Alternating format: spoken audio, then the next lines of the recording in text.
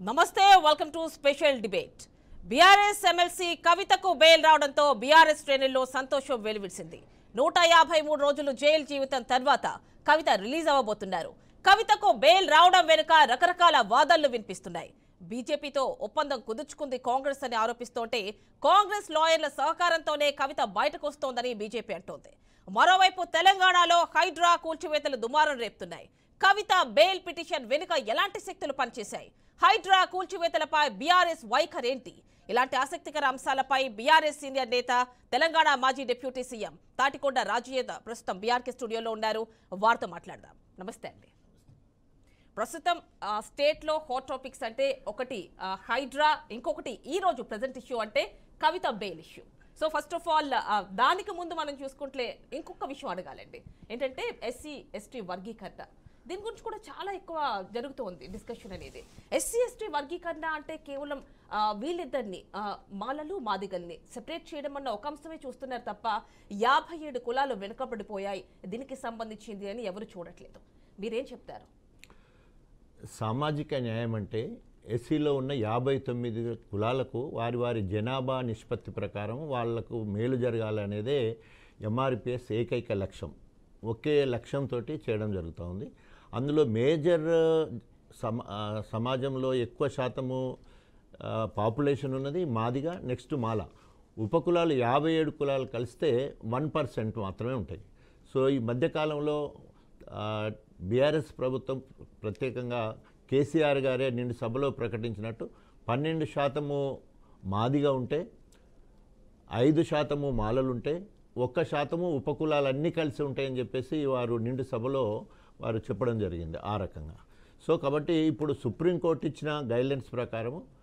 రాష్ట్రాలు స్వయం ప్రాతిపత్తి తీసుకొని అక్కడున్న ఆయా రాష్ట్రాల్లో ఉన్న జనాభా ప్రత్యేకంగా తెలుగు రాష్ట్రాలు రెండిట్లో కావచ్చు పంజాబ్ కావచ్చు ఎక్కడెక్కడైతే ఇది వర్గీకరణ అమలు పరచాలనుకుంటున్నారో పూర్తి బాధ్యత రాష్ట్ర ప్రభుత్వానికి అప్పచెప్పడం జరిగింది వారి ప్రధాన కర్తవ్యం ఏంటంటే ఆ రాష్ట్రంలో ఉన్న ఎస్సీలో ఉన్న 59 కులాలను గుర్తించి వారి స్థితిగతులను ఆర్థికపరమైన వెసులుబాటు తర్వాత విద్యాపరంగా వ్యాపారపరంగా అనేక రకాలుగా వారు ఏ రకంగా అభివృద్ధి చెందారో స్థితిగతులు మొత్తం కూడా తెలియజేస్తే తప్పకుండా మాల మాదిగలకే కాకుండా ఉపకులాలకు మేలు జరగడానికి అవకాశం ఉంటుంది అంటే ఇప్పుడు మీ స్టాండ్ ఏంటంటే ఇది ఇప్పటిది కాదు ఇప్పుడు మీ పార్టీ ఉద్యమ కాలం నుంచి ఉన్నటువంటి ఈ అంశం అనేది ఇది సో మరి ఇప్పుడు సడన్గా సుప్రీంకోర్టు ఒక తీర్పు ఇచ్చింది ఎలా చూస్తారు ఇది 1994 జూలై 7వ తారీఖు ఈదుమూడి అనే గ్రామంలో ప్రకాశం జిల్లాలో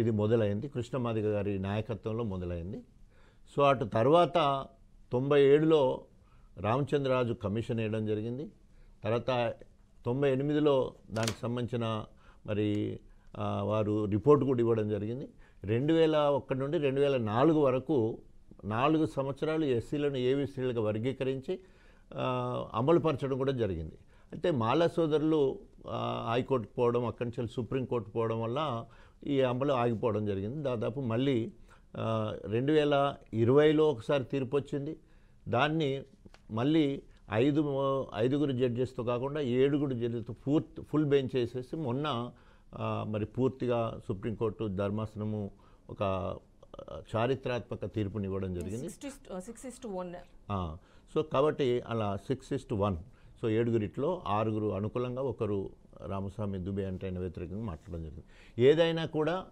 సమాజంలో ఉన్న ఉపవర్గీకరణ డాక్టర్ భీమ్రావ్ అంబేద్కర్ గారు సమాజంలో ఉన్న అసమానతలను దూరం చేయడానికి రిజర్వేషన్ పద్ధతిని తీసుకురావడం జరిగింది రిజర్వేషన్ ఎస్సీలకు 15% ఇచ్చినప్పటికీ సమన్యాయం జరగట్లేదు 59 కులాలకు కొన్ని కులాలు మాత్రమే అభివృద్ధి అవుతున్నాయి కొన్ని ఇప్పటివరకు రిజర్వేషన్ అంటే తెలియని ఉపకులాలు కూడా ఉన్నాయి వాటి అన్నిటికీ మేలు జరగాలనేదే ఎంఆర్పిఎస్ లక్ష్యం సో దాంట్లో భాగంగానే రాష్ట్రాలకు స్వయం ప్రతిపత్తి ఇచ్చింది కాబట్టి మన తెలంగాణలో ప్రత్యేకంగా ఎన్ని ఎస్సీ ఉపకులాలు మాల ఉపకులాలు మాదిగ ఉపకులాలు ఎన్ని ఉన్నాయో తెలుసుకొని సమగ్రంగా వారికి మేలు జరగాలి కొంత మాలలు ఎక్కువ బాగుపడ్డారు మాదిగలు కూడా బాగుపడ్డారు ఉపకులాలకు మాత్రమే ఇంకా సరి అయిన న్యాయం జరగట్లేదు అనేదే ప్రధాన లక్ష్యం కాబట్టి ఇది ఎవరికి వ్యతిరేకం కాదు ఎవరికి అనుకూలం కాదు సో వారి వారి జనాభా నిష్పత్తి ప్రకారం వారికి రాజ్యాంగం కల్పించిన రిజర్వేషన్ ప్రత్యేకంగా విద్య ఉద్యోగ 2 అంశాలలో సంక్షేమ రంగంలో కూడా వారికి మేలు జరగాలనే ఉద్దేశంతో తీసుకురావడం జరిగింది. అంటే ఇప్పుడు ఈ ఏబిసిడి వర్గీకరణ ద్వారా ఎస్సీలు నష్టపోయారంటున్నారు చాలామంది. చాలా సంఘాలు ముందుకొచ్చి ఆందోళన చేస్తున్నాయి. ఎస్సీలు కాదు, మాల వాళ్ళు అంటున్నారు. చాలా సంఘాలు ఎవరు అనట్లేదు.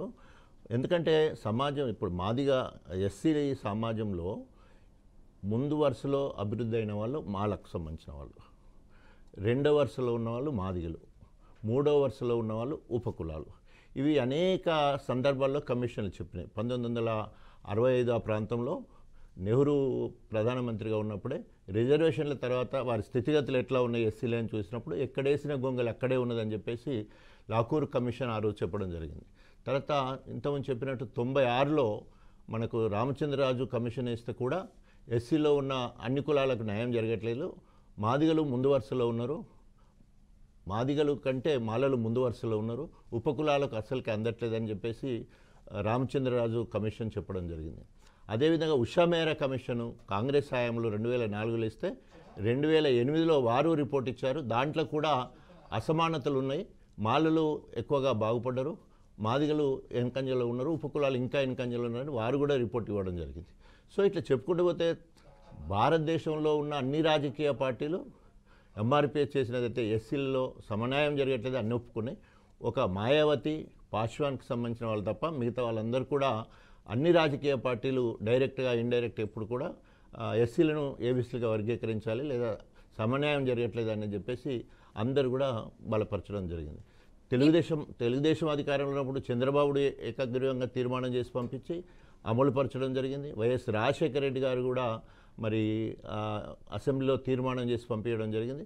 టీఆర్ఎస్ పార్టీ అంటే బీఆర్ఎస్ పార్టీ నుండి నేను ఉప ముఖ్యమంత్రిగా ఉన్నప్పుడు ముఖ్యమంత్రి తరఫున నేను స్వయంగా బీయింగే తాటికొండ రాజయ్య మాదిగగా నేను తీర్మానం చేసే అవకాశం నాకు దొరికింది. అది నా పూర్వజన్మ సుకృతం.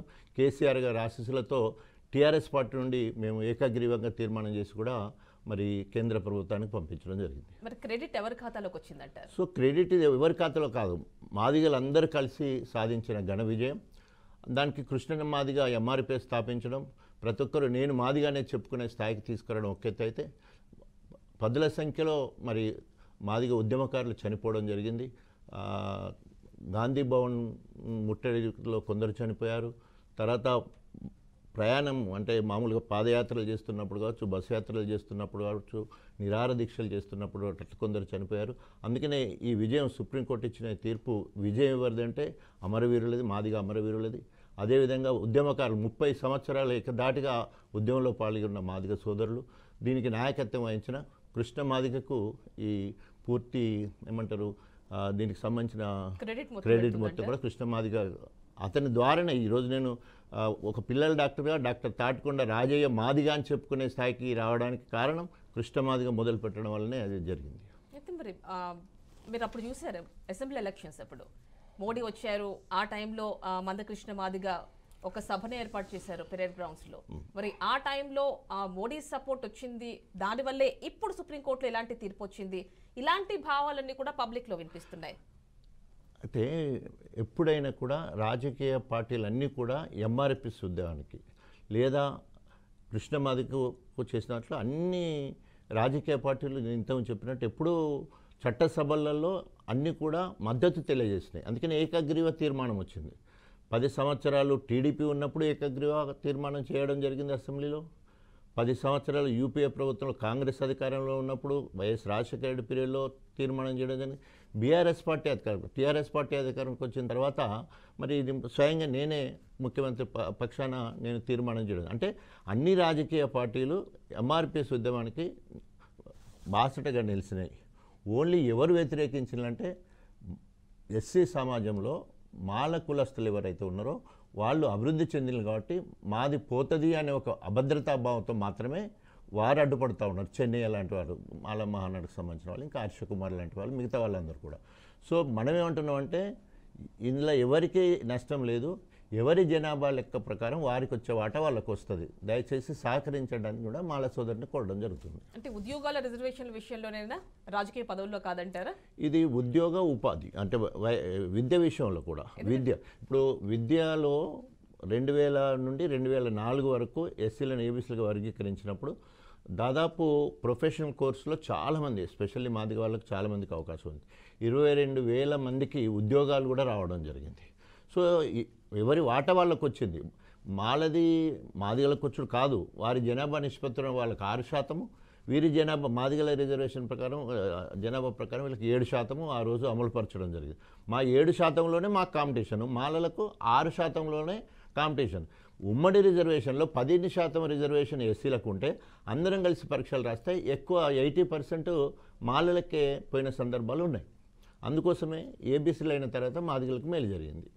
ఓకే, మరి మీ గవర్నమెంట్లో, గత గవర్నమెంట్లో ఎలాంటి స్థానం, సముచిత స్థానం లభించింది అంటారు? ఎందుకంటే వెనుకబడిన వర్గాల్ని సీఎం చైర్లో కూర్చోపెడతాను అని అన్నారు. సో దాంట్లో భాగంగానే ఒక మాదిగ బిడ్డగా నేను ఎంఆర్పిఎస్లో నా రాజకీయ అరంగేట్రమే దండోరా.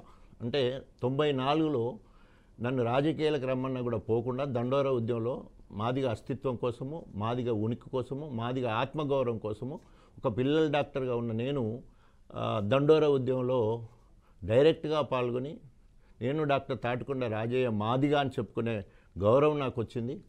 నా కులం తెలిసిన తర్వాతనే నా దగ్గరికి వైద్యానికి రండి అని చెప్పేసి ఆ రోజు మాట్లాడిన స్థాయికి వెళ్ళడం జరిగింది. అక్కడ నుండి రాజకీయ అరంగేట్రం. అట్లాగే డొక్క మాణిక్యవర ప్రసాద్ అని చెప్పేసి ఆంధ్ర నుంచి ఒకతను, తెలంగాణ నుంచి వెళ్ళి నేను, ఇద్దరం కూడా దండోరా నేపథ్యంతో కాంగ్రెస్ పార్టీ నుండి టికెట్ తెచ్చుకోగలిగిన 99 ఎలక్షన్లలో.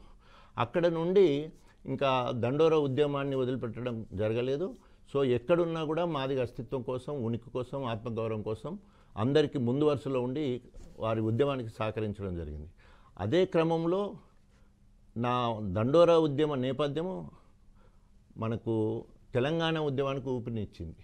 అంటే ఆ స్ఫూర్తి, దండోరా ఉద్యమంలో చేసిన ఉద్యమ స్ఫూర్తి తెలంగాణ ఉద్యమానికి టర్న్ అయిపోయింది. ఎందుకంటే తెలంగాణ కనుక వస్తే తెలంగాణలో 12% మాదిగలు ఉన్నారు కాబట్టి ఎక్కువ మేలు జరుగుతుందనే ఉద్దేశంతో దండోరా నాయకులందరూ కూడా డైరెక్ట్గా, ఇంక్లూడింగ్ కృష్ణ మాదిగతో సహా మరి టీఆర్ఎస్ పార్టీకి మద్దతు తెలియజేయడం, తెలంగాణ ఉద్యమంలో పాల్గొనడం, ఇలాంటి కార్యక్రమాలు అయినాయి.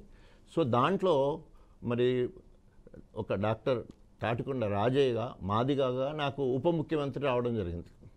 తెలంగాణ రాష్ట్రం ఏర్పడ్డ తర్వాత ముఖ్యమంత్రిగా కేసీఆర్ గారు, ఉప ముఖ్యమంత్రిగా, వైద్య ఆరోగ్య శాఖ మంత్రిగా నాకు అవకాశం రావడం జరిగింది. అంతేకాకుండా నేను ఇంతకుముందు చెప్పినట్టు నాకు మాత్రమే ఈ ఎస్సీలను ఏబీసీలుగా వర్గీకరించాలనే తీర్మానం చేసే భాగ్యం, రిజల్యూషన్ పాస్ చేసే అవకాశం ముఖ్యమంత్రి కేసీఆర్ గారు నాకు అప్పచెప్పడం నా పూర్వజన్మ సుకృతం, ఒక మాదిగవాడిగా.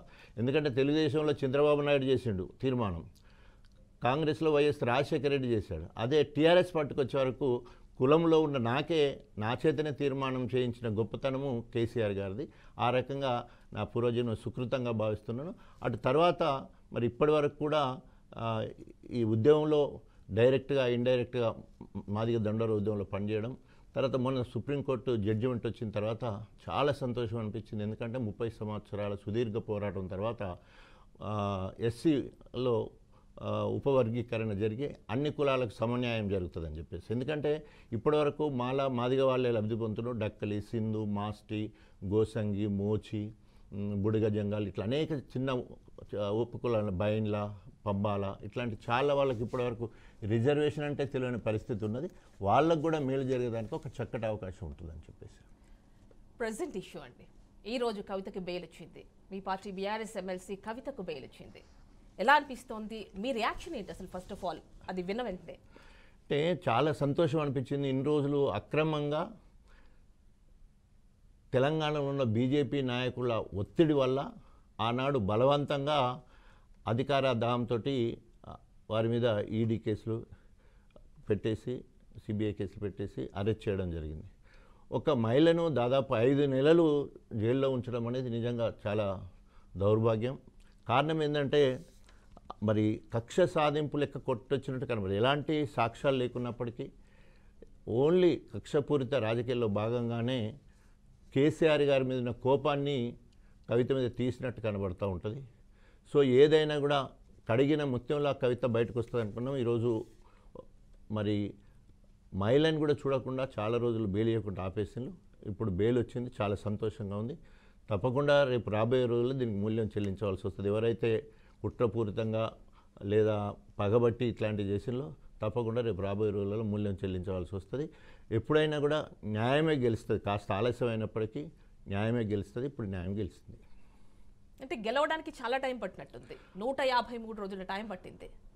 అంతే కదా. ఇప్పుడు కురుక్షేత్ర యుద్ధం కావాలనుకునే ముందు 12 సంవత్సరాల అరణ్యవాసం, సంవత్సరం అజ్ఞాతవాసం, 13 సంవత్సరాల తర్వాత యుద్ధం చేసిన కురుక్షేత్ర యుద్ధంలో పాండవులు గెలిచినట్టే. తప్పకుండా యుద్ధం అన్నప్పుడు కొంత సహాయపడుతుంది. ఆరోపణలు, నిందలు అనేకం వచ్చినా కూడా ధైర్యంగా ఉండడం అనేది గొప్పతనం. ఒక మహిళగా మరి ఆత్మస్థైర్యాన్ని మనం ఒప్పుకోవాల్సిన అవసరం ఉంది. ఏదేమైనా కూడా ఆలస్యమైనప్పటికీ సరైన తీర్పు వచ్చింది. అంటే ఈ బెయిల్ తాత్కాలికం అనుకుంటున్నారా, లేకపోతే ఏమైనా శాశ్వత అసలు పరిష్కారం దొరికే సుప్రీంకోర్టు అవకాశం చాలా ఊందాగా మాట్లాడడం జరిగింది. అసలు ఈడీకి సంబంధించిన ఎలాంటి సాక్ష్యాధారాలు కూడా లేకుండా అరెస్ట్ చేశారన్నట్టు వ్యాఖ్యానించినట్టు మనకు కనబడుతూ ఉన్నది. సో ఏదేమైనా కూడా ఒకసారి బెయిల్ ఇవ్వడానికి గల కారణాలు చెప్తూ, సో అసలు ఇన్ని రోజులు ఉండవలసిన అవసరం కూడా లేదని ఒక చక్కటి మాట కూడా మాట్లాడడం జరిగింది. సో ఏదేమైనా కూడా ఈరోజు బీఆర్ఎస్ శ్రేణులు ఇన్ని రోజులు చాలా బాధలో ఉండి ఇప్పుడు కవితక్క బయటికి రావడంతో బీఆర్ఎస్ సంతోష సాగరంలో మునిగి తేలుతున్నారు. అంటే చూసాం ఆల్రెడీ మొన్న వెళ్ళిపోయినట్టున్నారు. నిన్న కేటీఆర్ నిన్న వెళ్ళారు, నిన్న వెళ్ళిపోయారు. ఇంకా మొత్తం అందరూ కూడా అక్కడే ఉన్నారు. అసలు హేమీలందరూ కూడా ఎలా ముందే ఎలా ఎక్స్పెక్ట్ చేశారు? అంటే ఎందుకోసం అంటే ఆల్రెడీ మొన్న ఎవరైతే ఈడీ లాయర్స్ వాళ్ళు ఉన్నారో వాళ్ళు సరైన రిపోర్ట్ చేయలేదని అంతకుముందు సుప్రీంకోర్టు కొంత హెచ్చరించడం జరిగింది. దానికి సంబంధించింది మొన్ననే ఫుల్ దానికి సంబంధించిన రిపోర్ట్ మొత్తం భయపడిపోయి ఇవ్వడంతో అది ఇచ్చింది కాబట్టి డెఫినెట్గా బెయిల్ వస్తుందని ఒక ఆశ ఉండే. పోయిన వారం వస్తుంది రాలేదు కాబట్టి ఇప్పుడు తప్పకుండా రాలేదు కాబట్టి తప్పకుండా ఈసారి వస్తుందనే ఉద్దేశంతో ఎంతైనా కూడా ఒక కుటుంబ సభ్యులు కేటీఆర్ కావచ్చు, చెల్లె, ప్రియమైన చెల్లె, తర్వాత హరీష్ రావు గారు, తర్వాత రాజ్యసభ సభ్యులు, ఎమ్మెల్యేలు, ప్రజాప్రతినిధులు, పార్టీ సీనియర్ నాయకులందరూ కూడా పోవడం జరిగింది. సో డెఫినెట్గా వస్తున్న ఆశతో పోయిన అది రావడం చాలా సంతోషం.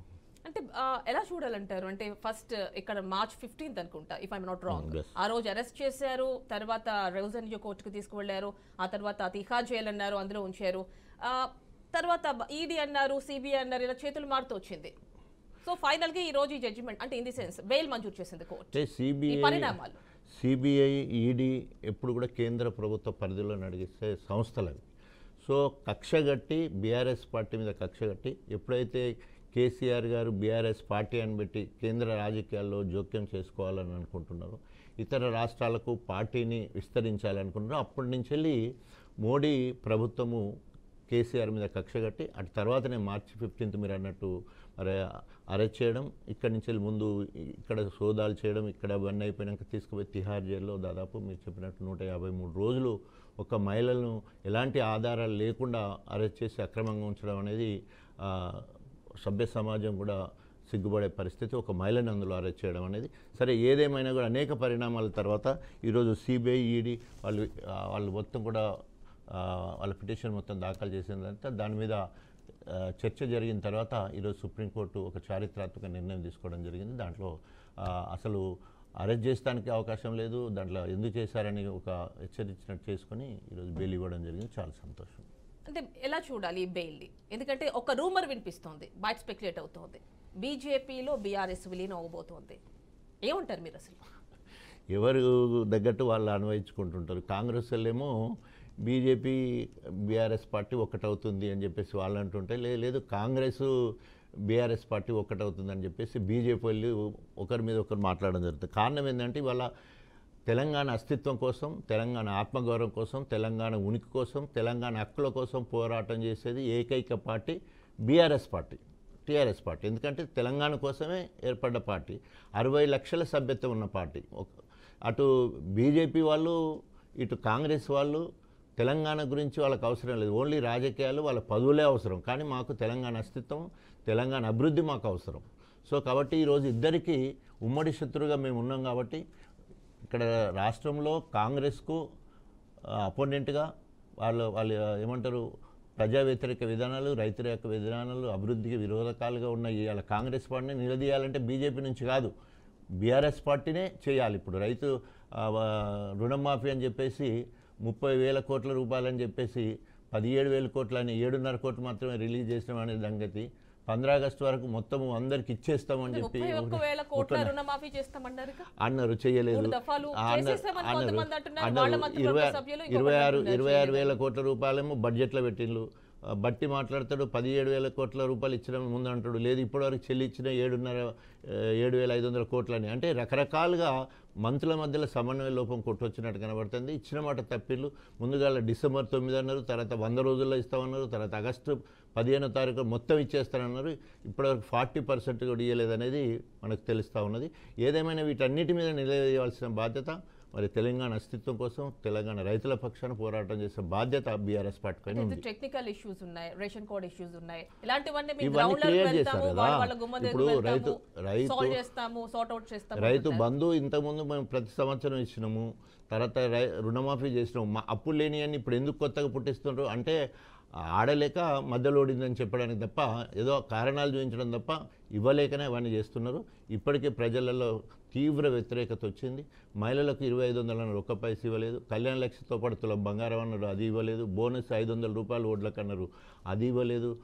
మనకు పెన్షన్ 2,500 4,000 2,000 4,000 చేస్తున్నారు, అది లేదు. రైతు భరోసా మీరు 5,000 ఇచ్చిన మేము 15,000 ఇస్తాం, మీరు 10,000 ఇచ్చిన మేము 15,000 ఇస్తాం సంవత్సరం, అది ఇవ్వలేదు, అసలుకే ఇవ్వలేదు ఇప్పటివరకు.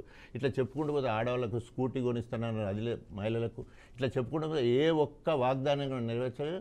రేవంత్ మార్క్ అంటే జీరో. రేవంత్ మార్క్ ఏంటి అంటే జీరో, ఏం చేయకపోవడమే రేవంత్ మార్క్. హైడ్రా కాదంటారా? చూస్తున్నారు కరెంట్ ఇష్యూ అదే హైడ్రా. ఏమంటారు హైడ్రా గురించి మీరు? హైడ్రా గురించి వ్యక్తిగత ప్రలోభాలకు పోయి ఆయన అప్రతిష్ట గురవుతున్నాడు. నిజమే, అదే కాంగ్రెస్ ప్రభుత్వమే అనుమతులు ఇచ్చింది, ఇప్పుడు మళ్ళీ కాంగ్రెస్ ప్రభుత్వం కూలగొడుతూ ఉన్నది. గతంలో అక్రమంగా కట్టడాలను ఎవరు కూడా ఆహ్వానించరు, కావాలని చేస్తే మాత్రం ఎవరు ఊరుకోరు. కట్టేటప్పుడు చూసి కట్టినాక ఆపి అక్కడ ఏమన్నా అవినీతికి పాల్పడే అధికారులు ఉంటే వాళ్ళని దొరకబట్టి వాళ్ళ మీద శిక్ష చేసేది వదిలిపెట్టేసి ప్రాపర్టీస్ ధ్వంసం చేయడం ఒక ఎత్తు అయితే, తర్వాత రెండవది కొందరు అధికార పార్టీకి సంబంధించిన వాళ్ళు ఎవరి కూలై, సో బయట వాళ్ళకి మాత్రము కూల్ చేస్తాం కాల్ చేస్తాం అన్నట్టు మాట్లాడడం. అందరికీ అక్కడ వివేక్ వాళ్ళకు ఉన్నది అక్కడనే, పొంగులేటి శ్రీనివాసరెడ్డికి ఉన్నది అక్కడనే, అవన్నీ ఉన్నాం కదా, అవన్నీ వదిలిపెట్టేసి కావాలని నాగార్జునది కన్వెన్షన్ తీయడం, పల్ల రాజేశ్వరరెడ్డి గారిది అనురాగ్ యూనివర్సిటీ దగ్గర కూల్ చేస్తామని బెదిరించే కార్యక్రమం, అంటే కక్ష గట్టి చేసినట్టు కనబడుతూ ఉన్నది. చట్టం తన పని చేసుకుంటూ పోతే పర్వాలేదు, చట్టానికి వ్యతిరేకంగా ఎవరు పోయినా కూడా ఏ పార్టీ వాళ్ళు కూడా ఒప్పుకోరు, అందులో బీఆర్ఎస్ పార్టీ కూడా ఒప్పుకోదు. తప్పకుండా ఒకవేళ కనుక ఈయన చేసేది నిజమైతే ప్రజల నుంచి మంచి ఆదరణే వస్తుంది. కానీ అన్నింటిలో ముఖ్యమైనది ఏంటంటే ఎక్కడైతే ఈ స్లమ్ దగ్గర కానీ లేకపోతే ఈ శిఖం భూముల దగ్గర కానీ బీద వాళ్ళు ఎక్కడైనా కనుక గుడిసెలు వేసుకున్నట్లుంటే వాళ్ళ మీద చర్యలు తీసుకోవద్దు అనేది సమాజం కోరుకుంటున్నారు. అదే హైడ్రా కమిషనర్ కూడా అదే మాట అంటున్నారు. అంటే ఇప్పుడు ఆల్రెడీ ఒక ఇల్లు ఉంటుంది, ఇంకొకటి ఉంటుంది, లేదంటే ఫార్మ్ హౌస్ రెసిడెన్షియల్ ఏరియాస్ని చూసేటప్పుడు ఖచ్చితంగా అది ఫస్ట్ హౌస్ అంటే వాళ్ళు మొదటి ఇల్లా లేకపోతే రెండోదా ఇలాంటివి చూసే మేము అది ఖచ్చితంగా ఆ కన్సర్న్ మాకు ఉంటుంది అంటున్నారు. మీరేమంటారు? అలాంటివి ఏమైనా కనిపిస్తున్నాయి మీకు? అంటే మామూలుగా బఫర్ జోన్ కానీ ఫుల్ ట్యాంక్ లెవెల్ కానీ 100 మీటర్స్ వరకు ఇలాంటి కన్స్ట్రక్షన్ జరుగుతుంది గవర్నమెంట్ రూల్. సో ఎక్కడ గతి లేకుండా ఇల్లు లేని వాళ్ళు ఎవరైనా ఉండేది ఉంటే టెంపరీ హౌసెస్ కట్టుకున్నప్పుడు అవి తీసేయమంటే తీసేటట్టున్నా కూడా వారి బలవంతం ఉపయోగించి వాళ్ళ సామాన్లన్నీ చెడగొట్టి ఇల్లు మొత్తం వాళ్ళకి షెల్టర్ లేకుండా చేయడం అనేది అమానవీయ కోణం. ఆ రకంగా మానవీయాన్ని కూడా మర్చిపోయి చేయడం సరైనది కాదు. అంటే ఇప్పుడు నాగార్జున ఉన్నారు, సినీ నటుడు నాగార్జున, ఆయన ఎన్కన్వెన్షన్ సెంటర్ గురించి ఏమంటారు? సో అది గతంలో పర్మిషన్ ఇచ్చిందని ఆయన చెప్తున్నాడు. సో ఆయన మళ్ళీ తర్వాత కోర్టుకు పోతే స్టే కూడా వచ్చినట్టు చెప్తా ఉన్నారు. కానీ స్టే వచ్చేలోపే పొద్దున్న 4 గంటలకి పోయి కూలగొట్ట, అంటే ఎట్టి పరిస్థితుల్లో కూలగొట్టాలని ఇంటెన్షన్గా కూలగొట్టినట్టు మాత్రం కొట్టొచ్చినట్టు కనబడుతున్నది. సో డెఫినెట్గా నాగార్జున కూడా ఒకవేళ అక్రమంగా కట్టి లేదా అధికారులను ప్రలోభపెట్టో డబ్బులు ఇచ్చో ఒకవేళ అట్లా కట్టేది ఉంటే తప్పకుండా చట్టం తన పని చేసుకుంటూ పోతుంటుంది. అయితే సెంట్రల్ గవర్నమెంట్ మామూలుగా సుప్రీంకోర్టు గైడ్లైన్ ప్రకారము 3 ప్రాపర్టీస్, ఒకటి శిఖం అంటే చెరువులకు సంబంధించిన భూములు, 2 ఎండోమెంట్కి సంబంధించిన భూములు, 3 ఫారెస్ట్కి సంబంధించిన భూములు, వీళ్ళ జోలికి పోద్దు. ఈ 3 విషయాలలో సెంట్రల్ గవర్నమెంట్ కానీ లేకపోతే సుప్రీంకోర్టు కానీ చాలా స్ట్రిక్ట్గా ఉంటుంది. సో ఈ 3 విషయంలో ఎవరు కూడా సొంత నిర్ణయాలు తీసుకోవడానికి అవకాశం లేదు. అంటే ఇక్కడ FTL కావచ్చు, బఫర్ జోన్ కావచ్చు, వీటిలో కట్టేస్తున్నారు. మొన్న నాగార్జున ఇష్యూ కూడా అదే. 3 ఎకరాల 30 గుంటల స్థలాన్ని అంటే 10 ఎకరాలలో 30 ఎకరాలలో 3 ఎకరాలు 3.5 ఎకరాలు ఆయన ఆక్రమించి కడితే అది గత 10 ఇయర్స్గా ఆల్రెడీ కోర్టులో ఇష్యూ అయింది. 10 ఇయర్స్కి ఎందుకు బెంచ్ పైకి రాలేదు అని ప్రశ్నిస్తున్నారు. అదే కదా, చట్టం తన పని చేసుకోకుండా మధ్యలో ఏదైనా ప్రలోభాలకు గురైనప్పుడు ఇలాంటి అనుమానాలు వచ్చేదానికి అవకాశం ఉంటుంది. ఎవరో ఒకరు స్టబ్బన్గా మొండిగా నిర్ణయం తీసుకొని కూల్చే కార్యక్రమం అవుతుంది. ఒకవేళ కనుక వారు చెప్పేదాని ప్రకారం నేను మళ్ళీ కోర్టుకు పోయినా నాకు బెయిల్ ఇచ్చారు, దాని మీద స్టే ఇచ్చారని చెప్తా ఉన్నారు. స్టే ఇచ్చే లోపే ఇది కూలగొట్టేసి అంటారు. ఇంకా తర్వాత విచారణలో తేలుతుంది, చట్టం తన పని చేసుకోపోతుంది. ఎవరు చుట్టాలు కాదు చట్టానికి. అంటే ఇలాంటి ఇష్యూస్ విషయంలో ఖచ్చితంగా స్టే అవసరం లేదు, ఎలాంటి నోటీసులు ఇవ్వాల్సిన అవసరం లేదు, డైరెక్ట్గా ఇప్పుడు హైడ్రా దాని పని దాన్ని చేసుకుని పోవచ్చు అని కోర్టే చెప్పింది కదా. అదే ఇప్పుడు నేను అదే చెప్తాను కదా, సుప్రీంకోర్టు గైడ్లైన్స్ ప్రకారం ఎక్కడైనా మీరు అన్నట్టు FTL ఇలాంటివి ఉన్న దగ్గర కానీ బఫర్ జోన్ వరకు పోయేది ఉంటే ఎలాంటి ఆర్డర్స్ లేకుండా ఎలాంటి అడ్డంకు లేకుండా గవర్నమెంట్ కెన్ టేక్ యాక్షన్ అని. సో అట్లే వాళ్ళు తీసుకున్నారు. కాకపోతే మధ్యలో ఇలాంటివన్నీ రేస్ అవుతున్నాయి. అండ్ ఇక్కడ మనం చూస్తే ట్యాంక్ బండ్ ఏరియా హైలైట్ చేస్తున్నారు ఇప్పుడు. సో మరి అదే ఉంటారు ట్యాంక్ బండ్ ఏరియా ప్రతిష్టాత్మకంగా కట్టారు అంటే గవర్నమెంట్ పరంగా కట్టిన భవనాన్ని కూడా కూల్ చేస్తారా అనేది ఒక క్వశ్చన్.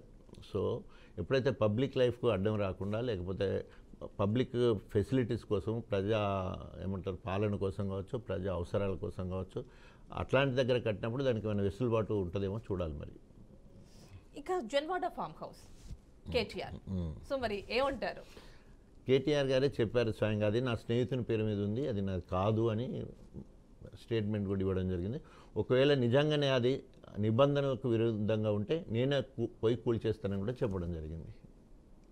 అంటే ఇప్పుడు కొంత చూస్తున్నారు, అంటే ఇప్పుడు నాగార్జున కన్వెన్షన్ సెంటర్ కానీ కొన్ని మనం చూస్తున్నాం. ఇవి మాత్రమేనా?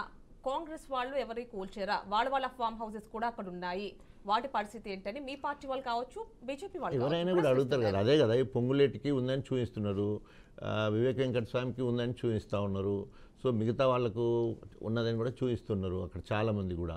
సో వాటన్నిటి మీద చర్యలు తీసుకోవాల్సి వస్తుంది. అది తీసుకున్నప్పుడు ఓన్లీ పక్షపాత బుద్ధితోటి లేదా అధికారం ఎవరైతే ఉన్నారో వాళ్ళని పక్కకు పెట్టేసి ఓన్లీ ప్రతిపక్షాలకు సంబంధించినవి మాత్రమే కూల్చుతున్నట్టు తెలిసిపోతుంది. రాజు గారు, అంటే ఇప్పుడు ఇంతకుముందు అనుకున్నట్టు మల్లారెడ్డి ఆయనకి బోల్డ్ విద్యా సంస్థలు ఉన్నాయి, అవి కూడా ఇలానే FLT బఫర్ జోన్స్లోకి వస్తున్నాయి అంటున్నారు.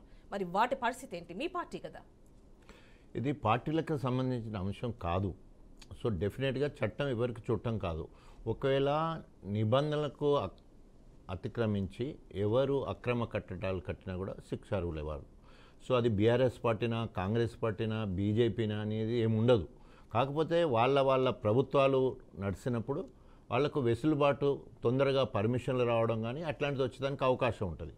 కానీ చట్టం ఎవరికి చుట్టం కాదు, అది ప్రభుత్వంలో ఉన్నంత మాత్రాన. అందుకనే ఈరోజు కాంగ్రెస్లో ఎట్లయితే ఈరోజు ఒక సినీ యాక్టర్ తీసేసినట్టు, తర్వాత బీఆర్ఎస్ సంబంధించిన నాయకుల ప్రాపర్టీస్ మీద కన్నెర చేయడం కాకుండా చట్టం అందరికీ సమానంగా అనుకున్నప్పుడు కాంగ్రెస్లో ఉన్న వాళ్ళ ఫామ్ హౌస్లు ఏమైనా ఉంటే అవి కూడా అక్రమంగా కట్టడాలు కనుకుంటే అంటే తప్పకుండా వాటిని కూడా కూల్చేయాల్సిన అవసరం ఉంటుంది.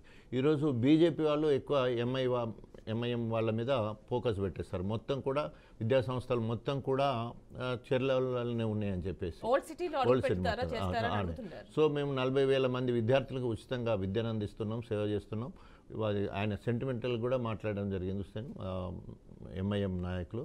అవసరమైతే మా ప్రాణాలు ఇస్తాము, అడ్డుకుంటాం. మరొకసారి గుళ్ళ వర్షం కురిపించండి అంటున్నారు. మరొకసారి అంటే అందులో అంతరార్థం ఏమంటారు? అందుకనే సో వాళ్ళు అంటే ఇక వాళ్ళ అగ్రెసివ్గా వాళ్ళ భాష అట్లా ఉంటుంది ఎప్పుడైనా కూడా. సో మేము విద్యార్థుల కోసం కానీ మా కోసం కాదు అన్నట్టు మాట్లాడుతున్నాం. అట్లయినా కూడా అదైతే చట్టం అయితే ఒప్పుకోదు. కాకపోతే ఇంటెన్షనల్గా బీజేపీ వాళ్ళే ఎంఐ వాళ్ళని టార్గెట్ చేయడంతో ఈ పార్టీల మధ్యలో, మతాల మధ్యలో, కులాల మధ్యలో వచ్చేదానికి అవకాశం ఉన్నది. ఏదేమైనా కూడా ఎప్పుడైనా కూడా చట్టం తన పని చేసుకుంటూ పోవాలి. ఎంత అధికార పార్టీ అయినా మరి చట్టాలకు విరుద్ధంగా కట్టడాలు చేసుకోవద్దు. అంటే ఇప్పుడు పార్టీలకు అతీతంగా స్పందిస్తారు అంటారు. స్పందించాలి, కానీ అట్లా కనిపించలేదు. కాంగ్రెస్ వాళ్ళని చుట్టాలు లెక్క చూస్తున్నారు. మా స్టాండ్ నేను చెప్పిన చట్టం తన పని చేసుకుంటూ పోవాలి. ఎవరు చట్టాలను అతిక్రమించినా కూడా ప్రభుత్వం చేసే పని చేయాలి. రాజకీయాల ప్రమేయం ఉండకూడదు. అయితే ఇప్పుడు ఫర్ ఎగ్జాంపుల్ ఇప్పుడు జన్వాడ ఫామ్ హౌస్ గురించి తీసుకుందాం. సో అది నాది కాదు అని కేటీఆర్ అంటున్నారు. అయినప్పటికీ ఇన్ కేస్ కూల్చాల్సిన పరిస్థితి వస్తే అప్పుడు కూడా ఎలాగే స్పందిస్తుందా మీ పార్టీ? అదే చెప్పిండు కదా, నేను చెప్పడం కదా, తనే చెప్పాడు కదా, ఇది నా ఫ్రెండ్ పేరు మీద ఉంది, సో నా ఫ్రెండ్ది. ఒకవేళ అతను కనుక అనుమతులు లేకుండా కానీ అక్రమ కట్టడాలు ఉంటే నేనే వచ్చి కూల్ చేస్తానని కూడా మాట్లాడడం జరిగింది. అంటే ఒక డౌట్ ఎక్స్ప్రెస్ చేస్తున్నారు, ఎక్కడైనా ఫామ్ హౌస్లు కూడా రెంట్కి తీసుకుంటారా, లీజ్కి తీసుకుంటారా అంటున్నారు. ఎందుకు తీసుకోకూడదు? అన్నీ తీసుకున్నప్పుడు అది మాత్రం ఎందుకు లీజ్ తీసుకోకూడదు? సినిమాలు తీసేటప్పుడు ఒక్కొక్క ఫామ్ హౌస్ని తీసుకొచ్చి నెలల తరబడిలో ఉంటారు, సినిమా తీస్తారు, అయిపోగానే వెళ్ళిపోతారు కదా. సో అట్లా ఏదైనా లీజ్ తీసుకోవచ్చు. ఇప్పుడు ఎందుకంటే ప్రభుత్వం ఉన్నంతసేపు ఇక్కడ మనకు ప్రగతి భవన్లో ఉండేది, తర్వాత సడన్గా పోవంటే ఇక్కడ లేదు కాబట్టి తీసుకొని ఉండొచ్చు, తప్పే ఉంది. తీసుకోవద్దు అనేది అయితే రూల్ లేదు కదా. ఏదైనా కూడా లీజుకి తీసుకునే దానికి అవకాశం ఉంది. ఓకే, అంటే నందినగర్లో లేరంటారా? నందినగర్ అంటే అందరూ కలిసి ఉన్నది, అదెంత ఇప్పుడు చిన్న ఇల్లు. అంతకుముందు ఇప్పుడు 10 సంవత్సరాలు సీఎంగా ఉండి 10 సంవత్సరాలు మంత్రిగా ఉండి ఆ ఏరియాలో అంతా రద్దీ, అక్కడ పక్కనే బసవతారక హాస్పిటల్ ఉంటుంది, అంత చాలా రద్దీ ఉంటుంది అక్కడ, వీలు కాదు. సరే, ఎవరు ఇక్కడ ఉండాలని రిస్ట్రిక్టెడ్ మనం చెప్పలేం కదా, వాళ్ళ అనుకూలతను బట్టి ఇక్కడ ఉండాల్సిన. ట్రాఫిక్ రద్దీ అంటే ఖచ్చితంగా ఇక్కడ పాయింట్ మాట్లాడుకోవాలండి. అంటే గత 10 years ఉన్నారు, విపరీతంగా ట్రాఫిక్ పెరిగిపోయింది, ఇప్పుడు కొత్త గవర్నమెంట్ కూడా వచ్చింది, పెద్దగా ఏం తేడా కనిపించట్లా ట్రాఫిక్ సమస్యకు సంబంధించి. ఓకే, డెఫినెట్గా. ఎందుకంటే విత్ ఇన్ నో టైంలో రూల్స్ మారవు, నో టైంలో బిల్డింగ్స్ రోడ్స్ అన్ని మారవు కదా. It takes time. చూద్దాం ముందు రాబోయే రోజులలో ఏం జరుగుతుందో. చాలా మట్టుకు మాత్రం 10 సంవత్సరాల కింద చూసిన తెలంగాణ కానీ హైదరాబాద్ కానీ ఇప్పుడు అట్లా లేదని చెప్పేసి చాలామంది రజనీకాంత్ లాంటి హీరోలు ఇక్కడికి వచ్చినప్పుడు కూడా అప్పటికిప్పటికి చాలా మారిపోయింది అనేది చెప్పిన వాక్యాలు మనం విన్నాం. హైదరాబాద్ అంటేనే తెలంగాణ రాష్ట్రం ఏర్పడ్డ తర్వాత చాలా అనేక రంగాల్లో బాగా అభివృద్ధి చెందిన మాట వాస్తవం. అంటే ఇప్పుడు మనం చూస్తే వర్షం పడితే జస్ట్ ఒక 2 centimeters వర్షం పడితే చాలు, హైదరాబాద్ రోడ్లు కావచ్చు, కోడళ్ళు కావచ్చు, మొత్తం కాలనీస్ కావచ్చు, లోతట్టు ప్రాంతాలు కావచ్చు, అంతా జలమైపోయి వరదను తలపిస్తోంది. మరి ఈ సిచ్యువేషన్ ఎందుకు వచ్చింది? గత 10 yearsలో మీరేం చేశారు? 10 years నుండి చేయడం వల్ల కంట్రోల్లో ఉంది, మరణాలు లేవు, ఆస్తి నష్టం ఎక్కువ జరగట్లేదు, నీళ్ళు నిల్వ లేకుండా అండర్ డ్రైనేజ్ ద్వారా వెళ్ళిపోతున్నాయి. అయితే మనకి ఎక్కడ కూడా మట్టి కనిపించదు, సింక్ అయితానికి అవకాశం ఉండదు. అన్ని డాంబర్ రోడ్, బీటీ రోడ్సే ఉంటాయి కాబట్టి విత్ ఇన్ నో టైంలో వెళ్ళిపోతూనే ఉంటాయి. మళ్ళీ ఎక్కడ జన నివాసం ఉన్న దగ్గర లోతట్టు ప్రాంతం అవుతున్నాయంటే అక్కడ నిబంధనలకు విరుద్ధంగా కొందరు కన్స్ట్రక్షన్ చేయడం వల్ల మాత్రమే అలా జరగటానికి అవకాశం. అట్లని వాళ్ళ మీద మనం కామెంట్ చేసేటట్టు ఉండదు, ఎందుకంటే వాళ్ళంతా కూడా పూరెస్ట్ ఆఫ్ ద పూర్ ఉంటారు అక్కడ. అది రీలొకేట్ చేయాలంటే ఫెసిలిటీస్ ఉండవు. ఎక్కడైనా పోయి ఖాళీ జాగాలు ఎక్కడ ఉండమంటే వాళ్ళు ఉండలేరు. టౌన్లో ఉంటేనే వాళ్ళ బ్రతుకు, ఆటో నడిపించుకోవాలి, చిన్న కూలి పనులకు పోవాలి, ఇవన్నీ చేయాల్సిన అవసరం ఉన్నది. కాబట్టి ఉన్న దగ్గరే కంజెస్టెడ్ ప్లేస్లో ఉండి అక్కడనే నడుపుకొని కూలీ అడ్డల దగ్గర పోయి అట్లా పండ్లు సంపాదించుకునే అవకాశం ఉంటుంది. కాకపోతే ఈ నాలాల పైన ఏవైతే ఈ చెరువుల బఫర్ జోన్స్ కావచ్చు, FTLs కావచ్చు, ఇంకా రకరకాల ప్లేసెస్ ఏదైతే గవర్నమెంట్ భూములు ఉన్నాయో, ఏదైతే వర్షం పడిందో అది గ్రౌండ్ వాటర్ లెవెల్ పెంచాల్సినటువంటి ఆ చెరువుల్ని మూసేస్తున్నారు. వర్షం పడినప్పుడు దానిలోకి పోవట్లేదు, ఏదైతే ఈ బఫర్ జోన్స్ ఉంటున్నాయో, FTLs ఉంటున్నాయో అక్కడికి వచ్చి నిలిచిపోతున్నాయి. ఆ నీటి యొక్క డైరెక్షన్ మారిపోతుంది, వేరే వేరే ప్లేసెస్లోకి వెళ్ళిపోతుంది, టోటల్గా జలమయం అయిపోతుంది. సో నిజాంరాజ్ కాలంలో కొన్ని వందల వేల చెరువులు ఉండే పరిస్థితి ఉండే, గొలుసుకట్టు చెరువులు కాకతీయ రాజుల కాలంలో ఊర్లలో కూడా ఉండేవి. సో అవన్నీ కూడా టౌన్షిప్ డెవలప్ అయిన కొద్ది మెల్లమెల్లగా ఆక్రమణకు గురి అయినాయి. తర్వాత కొన్ని ఇట్లా పార్కులు చేశారు, అనేక రకాలుగా పట్టణ వాతావరణం మొత్తం కూడా కలుషితం అయిపోయింది. మీరు అన్నట్టు జలమయం అయిపోతుంది వర్షాలు పడ్డప్పుడు అంతా కూడా. అయితే కాకపోతే ప్రభుత్వాలు ముందు చూపుతోటి ప్రాణ నష్టం జరగకుండా, ఆస్తి నష్టం జరగకుండా ఎప్పటికప్పుడు చర్యలు తీసుకున్నాం 10 సంవత్సరాల్లో కూడా. ఇప్పుడు కూడా అలాంటి చర్యలు తీసుకోవాల్సి ఉంటుంది. ఓకేనండి, చూద్దాం హైడ్రా ముందు ఎలాంటి చర్యలు తీసుకుంటారు సార్. అండ్ ఇంకా చూస్తే అండి, ప్రస్తుతం దశాబ్ద కాలంగా మీరున్నారు. సో మీ గవర్నమెంట్లో మీరు ఎలాంటి ప్రోగ్రెస్ చూశారు? ఇప్పుడు ఏం లేదు అంటే ఇంకా వచ్చి ఎన్నో రోజులు అవ్వట్లేదు, బట్ ఈవెందో ఏం అబ్జర్వ్ చేశారు? తెలంగాణ 10 సంవత్సరాల కాలంలో వ్యవసాయ రంగంలో గణనీయమైన మార్పులు తీసుకొచ్చి రైతు బంధు, రైతు బీమా, 24 గంటల ఉచిత కరెంటు, సాగునీరు, కొత్త ప్రాజెక్టుల వల్ల భారతదేశానికే అన్నపూర్ణ లెక్క. పంజాబ్ హర్యానాను మించేనన్ని వరి ధాన్యాన్ని పండించే స్థాయికి వెళ్ళడం జరిగింది. అంటే 3 కోట్ల మెట్రిక్ టన్నుల ధాన్యాన్ని పండించే స్థాయికి మరి తెలంగాణ రాష్ట్రం వెళ్ళింది. ఐక్యరాజ్య సమితి సైతము తెలంగాణ ప్రభుత్వం పెట్టిన వ్యవసాయ విధానాన్ని మెచ్చుకోవడం జరిగింది. రైతుల సమస్యలు ఎప్పటికప్పుడు పరిష్కరించడం, రైతు వేదికలను ఏర్పాటు చేయడం, 5,000 ఎకరాలకు ఒక రైతు వేదిక పెట్టి ఆ రకంగా మరి రైతుల పాలిట దేవుడైంది కేసీఆర్ గారు. మొత్తము రిజర్వాయర్లు, చెరువులు, కుంటలు అన్నీ నింపడానికి ఏర్పాటు చేయడం జరిగింది. ఆ రకంగా కాళేశ్వరము దాదాపు 500 టీఎంసీ నీటితోటి మరి మల్లన్న సాగర్ వరకు నీళ్ళు తీసుకొచ్చి ఆ రకంగా ఈరోజు ఎత్తైన ప్రాంతంలో ఉన్న వాటన్నిటికీ మిడ్ మ్యానేరు, అక్కడి నుంచి కిందికి లోయర్ మ్యానేరు ద్వారా శ్రీరామ్ సాగర్కి నీళ్ళు వదిలిపెట్టేసి నల్గొండ, ఖమ్మం వరకు నీళ్లు తీసుకుపోయే కార్యక్రమం కింద సీతారామ ప్రాజెక్టు తీసుకొచ్చి మొన్న ఇనాగ్రేట్ చేయడం జరిగింది కాంగ్రెస్ నాయకులు. సో ఆ రకంగా కింది ఖమ్మంకి మొత్తం కూడా 70,000 ఎకరాలకు అక్కడ నీళ్ళు ఇచ్చే కార్యక్రమం.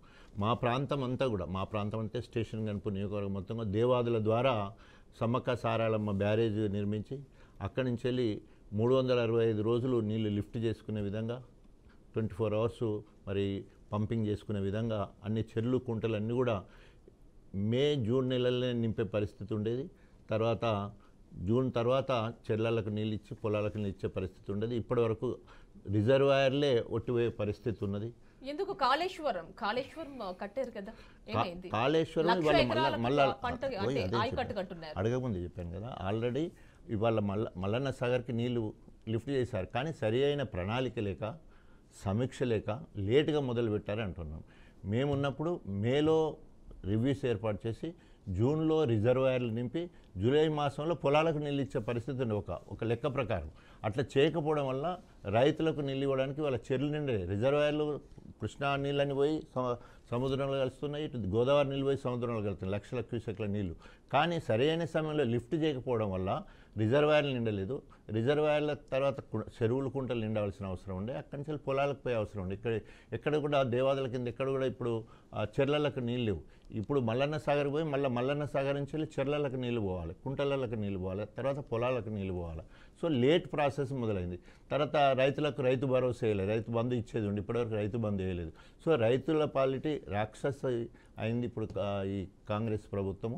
ఎక్కడ కూడా రైతులు మెచ్చుకునే పరిస్థితి లేదు. తెల్లారులేస్తే రైతులు రోడ్ల మీద పడి తిట్టడం జరుగుతుంది, ధర్నాలు చేయడం జరుగుతుంది, రైతు ఆత్మహత్యలు చేసుకుంటూ ఉన్నారు. సో ఇది ప్రస్తుతం ఉన్న పరిస్థితి. రైతు వ్యతిరేక ప్రభుత్వంగా కాంగ్రెస్ మిగిలిపోయింది. తర్వాత రైతు మరి కళ్యాణ లక్ష్మి ఇస్తానని చెప్పేసి ₹1,00,000 కాదు తులం బంగారం ఇస్తానన్నారు. తులం బంగారం దేవుడు కానీ ఆ ₹1,00,000 కళ్యాణ లక్ష్మి చెక్కులు రాని పరిస్థితి ఉన్నది. తర్వాత ప్రతి కుటుంబానికి ₹2,500 మహిళా పేరు మీద ఇస్తున్నారు. ఇంతవరకు అతి లేదు, గతి లేదు. తర్వాత వడ్లన్నిటికీ 500 బోనస్ అన్నారు. ఒక సన్నవాటికే ఇస్తామని ప్రకటించిండ్రు, అది కూడా ఏమి ఇవ్వలేదు.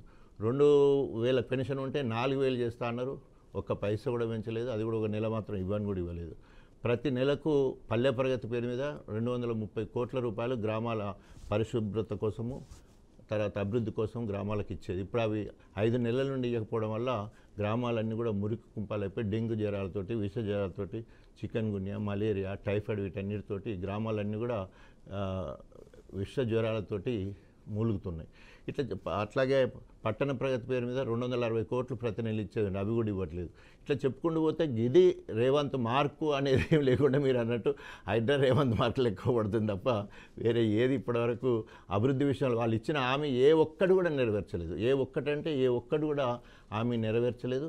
తర్వాత కనీసము ఆన్గోయింగ్ అంటే లంకె బిందులు ఉన్నాయనుకుని వచ్చి అన్నారు కదా. అంటే ఒకంత అంటే ఇప్పుడు గతంలో మీ వల్లే ఇప్పుడు ఈ పరిస్థితి అని వాళ్ళు కామెంట్ చేస్తున్నారు. అట్లా చేస్తానికి అవకాశమే లేదు కదా. కాళేశ్వరం ప్రాజెక్ట్ కట్టడం అయినా, ఏ ప్రాజెక్ట్ కట్టడం అయినా అభివృద్ధిలో భాగం. తర్వాత మనకు ప్రోడక్ట్ పెరిగింది, మొత్తం వరి ధాన్యం పెరిగింది, రిజర్వాయర్లు కట్టుకున్నాము, కాలువలు తోకోగలిగినాము, కరెంటు ఉచితంగా ఇచ్చుకోగలిగినాము, కొనుగోలు కేంద్రాలు పెట్టి ఒడ్లు సమయానికి కొనగలిగినాము. వీళ్ళు ఒడ్లు కొనలేదు, ధర లేదు, ఏది చెప్పినా గిది చేసిండ్రు అనేది లేదు. అంతకుముందు బీఆర్ఎస్ ప్రభుత్వం చేసిన పనులు యథావిధంగా చేసినా మేము 6 నెలల వరకు ఏం ముట్టుకోమన్నా కూడా మంచి పేరు అన్న ఉంటుండే. రాగానే మొదలుపెట్టిండ్రు, ఏం చేయకపోవడంతో ఉన్నది పోయింది, ఉంచుకున్నది పోయింది అన్నట్టు అయిపోయింది. అంటే ఖజానా ఖాళీగా ఉంది, మేమేం చేస్తాం అన్నాడు. ఖజానా ఖాళీ ఎప్పుడు ఉంటుంది, ఎప్పుడు అప్పు ఎవరికి పుడుతుంది?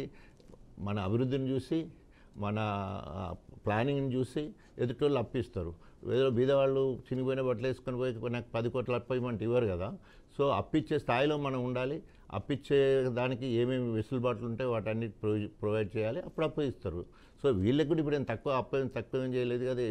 ఇది వచ్చే కంచెలు కూడా ఇప్పుడు 60,000 తెలంగాణ వచ్చినప్పుడు సర్ప్లస్ లో ఉంది బడ్జెట్, ఇప్పుడు దాదాపు బడ్జెట్ అయిపోయింది అంటున్నారు. ఇప్పుడు గవర్నమెంట్ పరంగా ఒక దాదాపు ఎంత 120 కోట్ల రూపాయలేమో అప్పులు తీసుకొచ్చింది ఇప్పుడు వీళ్ళు వచ్చిన కొద్ది పీరియడ్లో. తర్వాత ప్రభుత్వ పరంగా వచ్చే ఆమ్దాన్ ఉన్నది. అవి మొత్తం కలిపిన మరి ఏం చేసిండో కూడా తెలియని పరిస్థితి ఉన్నది. ఈయన వచ్చిన ఈ 8 నెలలనే దాదాపు 100 కోట్ల అప్పు తీసుకొచ్చిండు. 1000 కోట్లు సారీ. అంటే ఇప్పుడు కేంద్రంలో అలియన్స్ గురించి చూద్దామండి. చిరాగ్ పాస్వాన్ ఈ అంశాన్ని ఎలా మాట్లాడతారు మీరు? ఇది చిరాగ్ పాస్వాన్ ఏముంది అంటే ఆయన కూడా వర్గీకరణ రాగమెత్తుకున్నారు. చిరాగ్ పాస్వాన్ వాళ్ళ ఎంతమంది చెప్పినట్టు పాస్వాన్ కొడుకు ఆయన, తర్వాత మాయావతి, వీళ్ళందరూ కూడా ఏమంటారు వాళ్ళ అక్కడ మాల కమ్యూనిటీకి చెందిన వాళ్ళు. సో వీళ్ళు ఎప్పుడు మొదటి నుంచి వెళ్ళి కూడా ఎస్సీ ఏబిసిడి చేయడానికి వ్యతిరేకంగా ఉన్న వాళ్ళే వీళ్ళందరూ కూడా. వీళ్ళిద్దరు కూడా మొదటి నుంచి కూడా పాస్వాన్ కానీ మాయావతి కానీ కనిషిరామ్ వీళ్ళంతా కూడా ఈ ఏబీసీలకు వ్యతిరేకంగా ఉన్నవాళ్ళే మొదటి నుంచి కూడా. గత 30 సంవత్సరాల నుంచి కూడా వాళ్ళు వ్యతిరేకంగా ఉన్నవాళ్ళు, ఇప్పుడు కూడా వ్యతిరేకంగానే ఉన్నారు.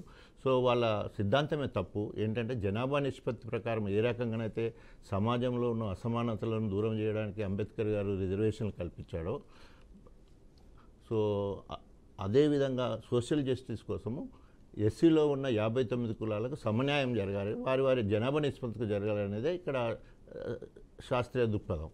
సో కాబట్టి దీన్ని ఎవరు వ్యతిరేకించినా కూడా వాళ్ళు ఆభాసపాలు అవుతారు. కానీ దీనికి సపోర్ట్ చేసి మొత్తం దేశం మొత్తం కూడా సపోర్ట్ చేస్తుంటే ఒకరిద్దరు వ్యతిరేకిస్తే ఆగిపోయేది కాదు. ఇప్పుడు సుప్రీంకోర్టు కూడా చెప్తుంది క్రిమిలేయర్ పద్ధతి పెట్టాలని. క్రిమిలేయర్ పద్ధతి అంటే అభివృద్ధి చెందిన వాళ్ళు ఎవరైనా ఉంటే వారికి ఇది వర్తించొద్దు అనేది ఫండమెంటల్. కానీ తరతరాల నుండి అనేక మంది అనేక రకాలుగా ఈ కుల వివక్షను అనుభవించిన వాళ్ళు ఉన్నారు, ఊరికి దూరంగా ఉన్న వాళ్ళు ఉన్నారు. అందులో ఎవరో ఒక్కరు బాగుపడ్డంత మాత్రాన అందరూ బాగుపడ్డట్టు కాదు. సో కాబట్టి ఒకవేళ క్రిమిలేయర్ ఉండాలనే అంశం వచ్చినప్పుడు ఏ రకంగా దాన్ని అమలుపరచాలనేది తప్పకుండా విధి విధానాలలో రాష్ట్ర ప్రభుత్వం నిర్ణయించడానికి అవకాశం. అంటే ఒక్కో రాష్ట్రం ఒక్కలా స్పందిస్తుంది. ఒక్కొక్క దగ్గర మాల వాళ్ళు బీద వాళ్ళు ఉన్న రాష్ట్రాలు కూడా ఉన్నాయి, మాదిగ వాళ్ళు బీద వాళ్ళు ఉన్న రాష్ట్రాలు ఉన్నాయి, రకరకాలు ఉన్నాయి.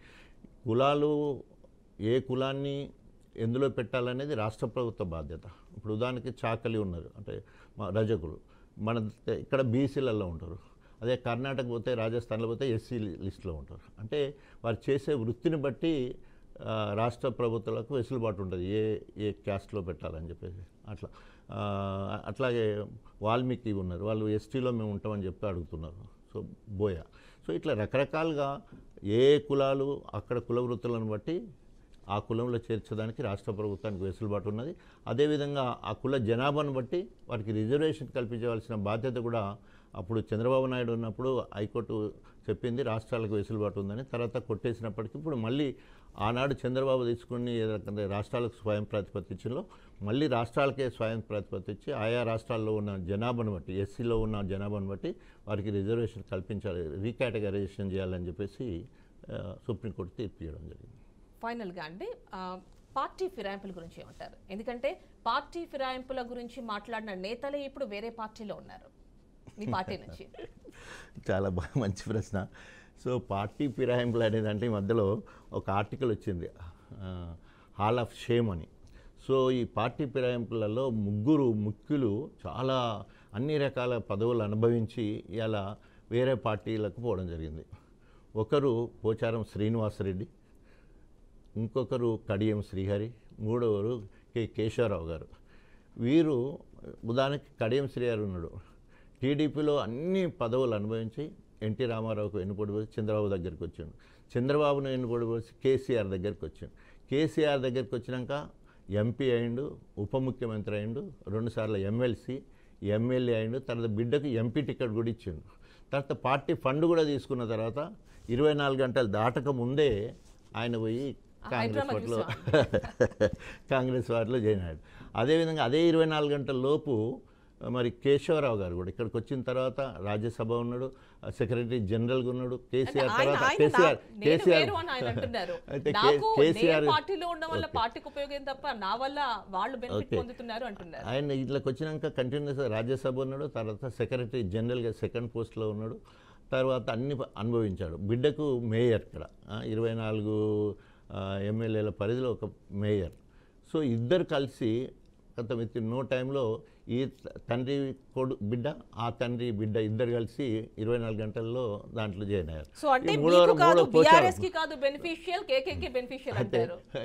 అట్లాగే పోచారపు శ్రీనివాసరెడ్డి కూడా అన్ని టీడీపీలో అనుభవించిండు, అంచెలు బీఆర్ఎస్కి వచ్చి బీఆర్ఎస్లో అన్నీ అనుభవించిండు. ఆయన కూడా తన కొడుకు కోసం ఆయన కూడా వీళ్ళు ముగ్గురిని హాల్ ఆఫ్ షేమ్గా వర్ణిస్తూ ఉన్నారు ఈరోజు. అంటే ఏం కక్కుర్తి, 70 ఏళ్ళు దాటిన తర్వాత అన్ని రకాల పదవులు అనుభవించిన తర్వాత పోయే కాలం వస్తుందా అన్నట్టు అంత నిర్ణయాలు చేస్తారు. చరిత్రహీనులుగా మిగిలిపోతున్నారు వాళ్ళు. తప్పకుండా మరి 3 నెలల లోపు కనుక అసెంబ్లీ స్పీకర్ గారు నిర్ణయం తీసుకపోతే సుప్రీంకోర్టు ఇంటర్వ్యూన్ అయ్యి వాళ్ళను అనర్హత వేటేస్తానికి అవకాశం ఉంది. గతంలో మణిపూర్ దగ్గర ఢిల్లీలో 6 సంవత్సరాలు వారికి ఎన్నికల నుండి బహిష్కరించడం జరిగింది ఒకవేళ తీర్పు వచ్చేది. ఫైనల్ క్వశ్చన్ అండి, ఖచ్చితంగా మీరు బీఆర్ఎస్లోనే ఉంటారా? 100% బీఆర్ఎస్ పార్టీలో ఉన్నాను, బీఆర్ఎస్ పార్టీలోనే ఉంటాను. ఎందుకోసం అంటే ఇప్పుడు గన్పూర్ నియోజకవర్గ ఇన్ఛార్జిగా ఉన్నారు. ఒకవేళ మీరు అన్నట్టు ఒకవేళ బై ఎలక్షన్లు వచ్చాయంటే మళ్ళీ అక్కడ తప్పకుండా బీఆర్ఎస్ పార్టీ నుంచి వెళ్ళి పోటీ చేస్తాను. ఇప్పటికే కేటీఆర్ గారు కూడా ప్రకటించడం కూడా జరిగింది. తప్పకుండా రేపు ఎప్పుడు బై ఎన్నికలు వచ్చినా కూడా తప్పకుండా గన్పూర్ నియోజకవర్గం అది, ఎందుకంటే నియోజకవర్గమే నా దేవాలయం, ప్రజలే నా దేవుళ్ళ లెక్క 4 సార్లు వరుసగా అక్కడి నుండే గెలిచాను, అక్కడి నుండే ఉప ముఖ్యమంత్రి అయ్యాను. నేను పుట్టి పెరిగింది కూడా ఆ నియోజకవర్గ కేంద్రం నడిబొడ్డున స్టేషన్ గన్పూర్ కాబట్టి తప్పకుండా అక్కడి నుంచి పోటీ చేస్తాను. ఓకేనండి, thanks for coming to us.